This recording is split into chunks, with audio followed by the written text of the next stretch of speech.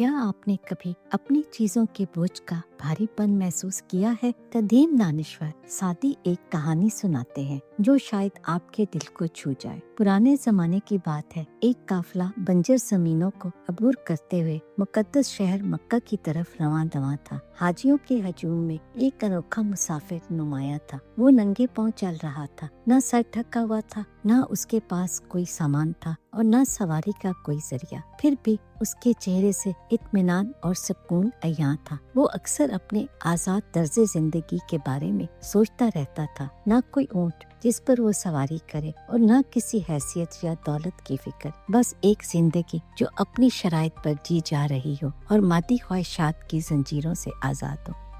ایک دولت مند اونٹ سوار اس عجیب و غریب مسافر کو دیکھ کر حیران ہوا۔ وہ سمجھ نہیں سکا کہ کوئی اتنی سختی کو کیسے برداشت کر سکتا ہے۔ ہمدردی اور فکر کے ملے جلے جذبات کے ساتھ اس نے مسافر کو واپس لوٹنے کا مشورہ دیا اور سفر کے خطرات سے خبردار کیا، لیکن مسافر نے بے فکری سے مسکرا کر اپنا راستہ جاری رکھا۔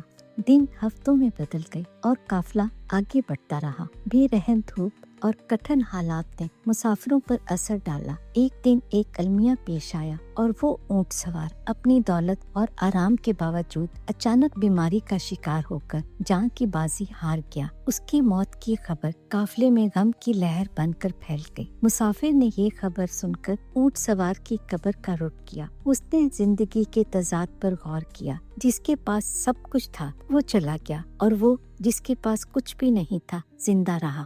سفر جاری رہا اور مسافر نے اپنی زیارت کا سلسلہ برقرار رکھا۔ اس کا حوصلہ بلند رہا اور اونٹ سوار کی قبر کی تصویر اس کے لیے ایک مستقل یاد دہانی بن گئی کہ حقیقی اطمینان مادی اشیاء میں نہیں بلکہ ذہنی سکون میں ہے۔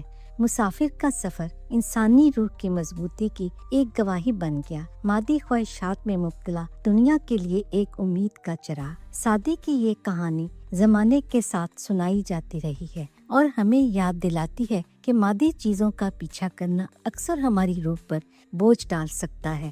یہ ہمیں مشکلات میں سکون ڈھونڈنے، سادگی کو اپنانے اور دنیاوی چیزوں کی عارضی حیثیت کو پہچاننے کی دعوت دیتی ہے۔ ایسا لگتا ہے کہ حقیقی اطمینان ہمارے اندر موجود ہے اور دریافت کیے جانے کا انتظار کر رہا ہے۔ یہ چیزوں کے جمع کرنے میں نہیں بلکہ ان سے آزادی میں ہے۔